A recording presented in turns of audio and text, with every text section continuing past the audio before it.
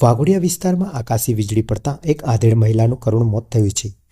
મળતી માહિતી મુજબ વાઘોડિયાના ખંદા રોડ પર આવેલ જીઆઈડીસી હદ વિસ્તારની સીમમાં 60 વર્ષીય રમીલાબેન રાયસિંગભાઈ સોલંકી પોતાના પશુઓનો ચારો ચરાવવા ગયા હતા. સાંજ સુધી પશુઓ તો ઘરે પરત આવી ગયા, પરંતુ રમીલાબેન ઘરે નહીં પહોંચતા પરિવારજનો ચિંતિત બન્યા હતા. પરિવાર તથા ગ્રામજનો દ્વારા શોધખોળ હાથ ધરતા લગભગ 2 થી 3 કલાક પછી તેમનો મૃતદેહ જીઆઈડીસી વિસ્તારની સીમમાંથી મળી આવ્યો. રમીલાબેન પાસે રહેલ છત્રી અને મોબાઈલને થયેલ નુકસાન જોઈ એવું અનુમાન લગાવવામાં આવી રહ્યું છે કે તેમના પર આકાશી વીજળી પડી હતી. રમીલાબેન વાઘોડિયાના એસટી ડેપો પાસેના છાત્રાલય પાછળના વિસ્તારમાં નિવાસ કરતા હતા. આ દુઃખદ ઘટનાને પગલે પરિવાર તથા ગામમાં શોકની લાગણી વ્યાપી ગઈ છે. ઘટનાની જાણ થતાં વાઘોડિયા પોલીસે સ્થળ પર પહોંચી મૃતદેહનો કબજો મેળવી પોસ્ટમોર્ટમ માટે ખસેડ્યો છે. પોલીસ દ્વારા ઘટનાની વધુ તપાસ હાથ ધરવામાં આવી રહી છે.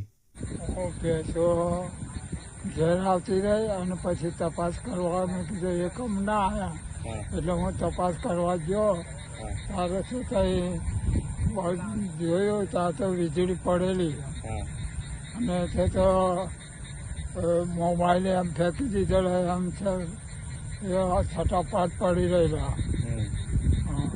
એટલે એમનું રમીલાબેન તમારું નામ? રમીલાબેન રાયસિંગ. સોલંકી. હા, સોલંકી.